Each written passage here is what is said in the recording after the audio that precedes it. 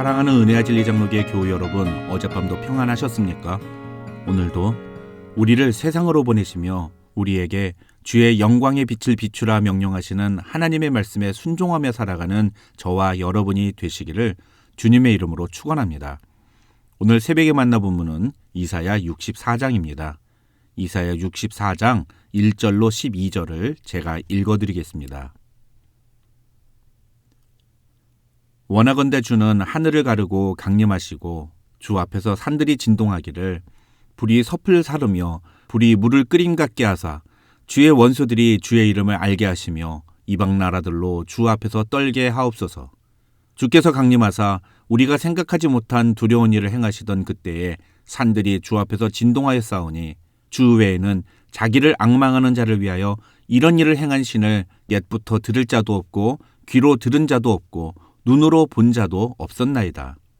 주께서 기쁘게 공의를 행하는 자와 주의 길에서 주를 기억하는 자를 선대하시거늘 우리가 범죄함으로 주께서 진노하셨사오며 이 현상이 이미 오래되었사오니 우리가 어찌 구원을 얻을 수 있으리이까. 무릇 우리는 다 부정한 자 같아서 우리의 의는 다 더러운 옷 같으며 우리는 다 잎사귀같이 시들므로 우리의 죄악이 바람같이 우리를 몰아가나이다. 주의 이름을 부르는 자가 없으며 스스로 분발하여 주를 붙잡는 자가 없사오니 이는 주께서 우리에게 얼굴을 숨기시며 우리의 죄악으로 말미암아 우리가 소멸되게 하셨음이니이다. 그러나 여호와여, 이제 주는 우리 아버지이시니이다. 우리는 진흙이요 주는 토기장이이시니 우리는 다 주의 손으로 지으신 것이니이다. 여호와여, 너무 분노하지 마시오며 죄악을 영원히 기억하지 마시옵소서. 구하오니 보시옵소서, 보시옵소서. 우리는 다 주의 백성이니이다. 주의 거룩한 성읍들이 광야가 되었으며 시온이 광야가 되었으며 예루살렘이 황폐하였나이다. 우리 조상들이 주를 찬송하던 우리의 거룩하고 아름다운 성전이 불에 탔으며 우리가 즐거워하던 곳이 다 황폐하였나이다. 여호와여, 일이 이러하거늘 주께서 아직도 가만히 계시려 하시나이까. 주께서 아직도 잠잠하시고 우리에게 심한 괴로움을 받게 하시려나이까. 오늘 본문인 이사야 64장은 어제 본문인 63장 7절부터 시작되는 이사야 선지자의 기도 중의 일부입니다. 63장 7절에서 이사야 선지자는 내가 여호와께서 우리에게 베푸신 모든 자비와 그의 찬송을 말하며 그의 사랑을 따라 그의 많은 자비를 따라 이스라엘 집에 베푸신 큰 은총을 말하리라고 선포합니다. 그러면서 이어지는 8절부터 19절에서 이사야 선지자는 하나님께서 이스라엘 백성들을 특별한 은혜로 구원하시고 인도하셨으며 이스라엘의 아버지가 되셨는데 이스라엘은 하나님의 길을 떠나며 완고한 마음이 되어서 하나님을 배신했다고 말합니다. 그래서 원수가 주의 성소를 유린하는 일이 벌어졌는데 하나님은 그런 이스라엘을 돕지 않으시고 그냥 방치하시며 그들이 환난과 핍박을 당하도록 내버려 두셨다고 말하면서 오늘 본문에서 그런 하나님께 우리에게 임하셔서 우리를 도와주시고 우리를 구원해달라고 간구하는 기도를 드립니다. 그런 의미에서 오늘 본문인 이사야 64장은 하나님의 도우심을 구하는 자들이 기도할 때 어떤 자세, 어떤 마음으로 기도해야 하는지를 우리에게 보여주는 본문이라고 할 수 있습니다. 먼저 1절로 4절에서 이사야 선지자는 하나님의 임재를 간구합니다. 다른 말로 하면 우리와 함께 해달라는 것입니다. 여기서 선지자는 출애굽한 이스라엘 백성들에게 시내산에서 강림하셔서 하나님의 존재를 알리신 사건을 떠올리며 그때와 같이 지금도 우리 가운데 임하여 달라고 간구합니다. 그런데 학자들은 이 간구가 바벨론의 포로로 잡힌 이스라엘 백성들의 상태를 가증하고 하는 간구라고 설명합니다. 무슨 말이냐 하면 지금 선지자가 이 예언의 말을 하는 시기는 아직 바벨론의 포로로 끌려가지 않은 시기입니다. 그런데 선지자는 하나님의 진노하심으로 이스라엘 백성들이 바벨론의 포로로 끌려갈 것이라는 사실을 기정사실로 하고 그런 상황 속에서 하나님의 구원을 바라는 마음을 표현했다는 것입니다. 쉽게 말하면 문제가 일어나지 않도록 자신들이 바벨론의 포로로 잡혀가지 않도록 해달라고 기도하는 것이 아니라 자신들의 죄악으로 말미암아 하나님의 심판을 받아 바벨론의 포로로 잡혀가는 일은 피할 수 없겠지만 그곳에서라도 하나님의 임재를 경험할 수 있도록 해달라고 간구하고 있다는 것입니다. 그렇게 놓고 볼 때 지금 이 하나님의 임재를 간구하는 기도는 당장에 자기 눈앞에 놓인 문제를 해결해 달라고 간구하는 것이 아니라 그 문제 속에서도 하나님을 만나고 하나님을 경험할 수 있게 해달라는 기도라고 볼 수 있습니다. 이것이 바로 우리가 하나님께 기도할 때 가져야 할 바른 자세라는 것입니다. 그 다음 5절로 7절에서 선지자는 하나님의 심판을 피할 수 없었던 이스라엘의 죄악을 정직하게 고백합니다. 다시 말하면 하나님의 도우심을 구하는 기도를 할 때라도 우리는 반드시 우리의 죄악을 회개하며 하나님 앞에 겸손한 자세로 나아가야 한다는 것입니다. 우리가 당하는 문제와 어려움이 무엇 때문에 비롯되었습니까? 5절에서 선지자는 그것을 우리가 범죄함으로 주께서 진노하셨기 때문이라고 말합니다. 그러면서 심지어 이런 일이 계속 벌어졌으니 우리가 어찌 구원을 얻을 수 있겠느냐고, 다시 말하면 우리가 하나님께 우리를 구원해달라고 말할 근거나 자격이 어디 있느냐고 말합니다.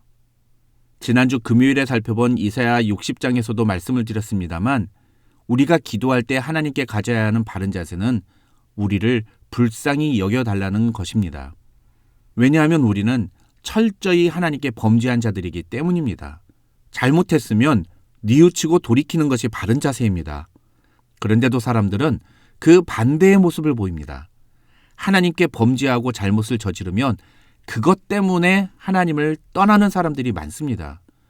그 일로 인해서 하나님으로부터 멀어지는 경우가 많다는 것입니다.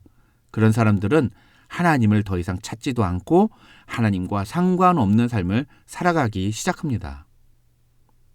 최근에 저는 어느 유명한 연예인이 사회적인 물의를 일으키고 뉴스에 나온 것을 보았습니다.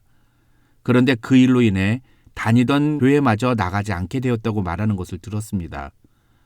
반면에 아주 오래전에 어떤 여가수가 자신의 인생에 두고두고 수치스럽고 부끄러운 일을 당한 적이 있습니다. 그 일이 세상에 알려졌을 때 많은 사람들은 그 여가수가 스스로 목숨을 끊지 않을까 걱정하기도 했습니다.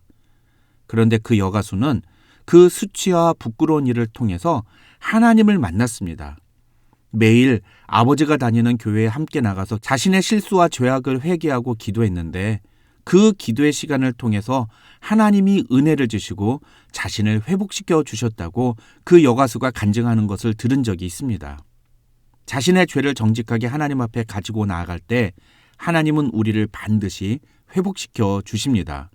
그러나 자신의 죄 때문에 주의 이름을 부르지도 않고 주를 더 붙잡지 않는 상태가 된다면 7절에서 선지자가 이야기하는 것처럼 그 사람은 그 사람의 죄악으로 말미암아 소멸될 뿐입니다.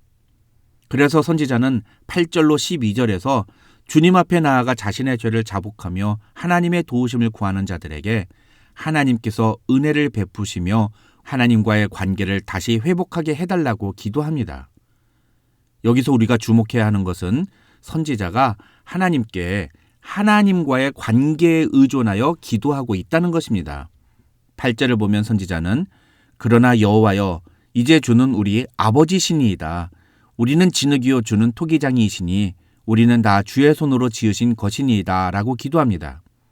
선지자는 하나님을 우리 아버지라고 고백하는데 이것은 구약적인 개념에서는 엄청난 선언입니다. 가령 예를 들어서 유대 종교 지도자들이 예수님을 처형할 죄목으로 삼았던 것이 바로 예수님이 하나님을 아버지라고 부른 것이었습니다. 인간이 어떻게 거룩하신 하나님을 아버지라고 부를 수 있느냐면서 그들은 예수님을 신성모독의 죄로 고발했습니다.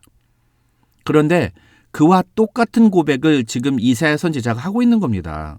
물론 예수님은 하나님을 본질과 본체적으로 아버지라고 고백하셨고 이사야 선지자는 비유적으로 고백했다는 점에서 다르지만 어쨌든 이러한 고백은 유대교적인 관점에서는 엄청난 선언이라고 할 수 있고 그만큼 이사야 선지자는 하나님께 우리에 대한 사랑과 은혜를 잊지 말아달라고 간절히 간구하고 있다는 사실을 우리는 알 수 있습니다.